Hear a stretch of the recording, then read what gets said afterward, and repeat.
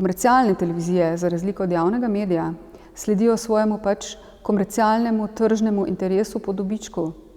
Temu javni medij nikoli ne bo sledil, ampak bo sledil interesu javnosti.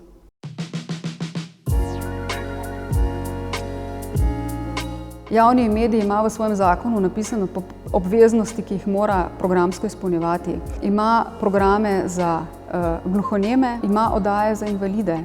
Ima poseben športni program, kjer pokriva vse športe, ne samo tistih, ki so komercialno zanimivi in tržni in kjer se da služiti z reklamami. Potem ponuja neko razvedrilo, ki mora biti drugačno in bolj kvalitetno, kot ga ponuja komercialna televizija v obliki reality showov. Ponuja kulturno-umetniške programe, ki jih absolutno ne pokriva prav nobena komercialna televizija, zaradi tega, ker za to interesa ni.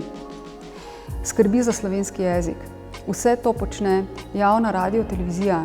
Komercialne televizije, za razliko od javnega medija, sledijo svojemu komercialnemu tržnemu interesu po dobičku. Temu javni medij nikoli ne bo sledil, ampak bo sledil interesu javnosti.